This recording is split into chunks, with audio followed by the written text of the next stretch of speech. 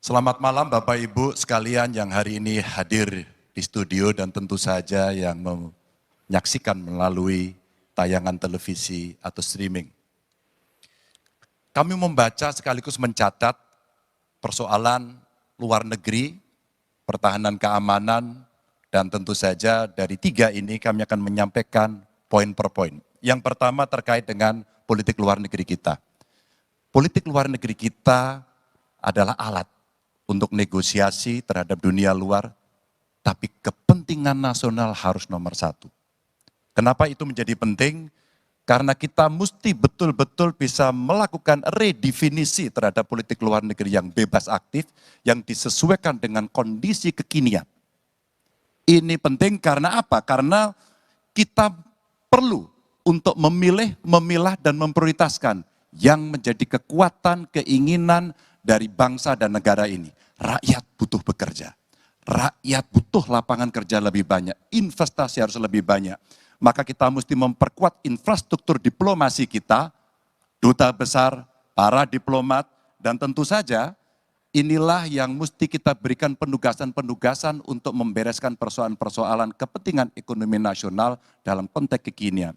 Dan tentu saja kita tidak pernah lupa, Indonesia selalu setia pada kesepakatan yang pernah diambil. Dekolonisasi yang dilakukan mendorong, meyakinkan kita semua untuk membebaskan seluruh bangsa tanpa boleh mengintervensi satu dengan yang lain. Dan inilah komitmen kita pada kemerdekaan Palestina yang kita dukung terus-menerus. Maka kalaulah kemudian itu kita kerjakan, beberapa problem krisis iklim barangkali akan kita selesaikan dengan membawa pola-pola diplomasi sesuai dengan kekinian yang diperlukan. Atau barangkali kepentingan UMKM yang mesti kita bawa ke dunia internasional seperti praktek yang pernah kami lakukan di Jawa Tengah. Dan itu membuat masyarakat akan merasakan politik luar negeri jauh lebih baik. Pertahanan, sistem pertahanan rakyat semesta mesti kita dorong, kita lapisi dengan pertahanan yang betul-betul berlapis dan kita jadikan benteng pertahanan Nusantara sebagai sebuah satu kesatuan. Dan kita perlu melakukan penataan gelar pasukan karena IKN menjadi pusat gravitasi baru.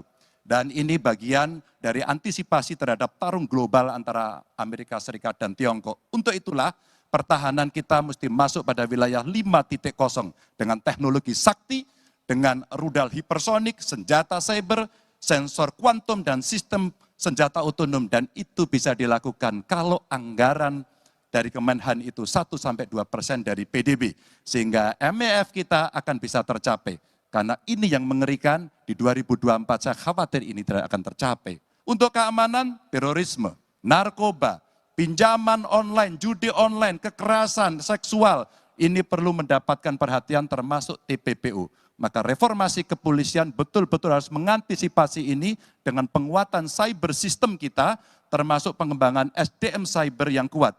Polisi yang menjadi pengabdi masyarakat betul-betul akan bisa mengayomi.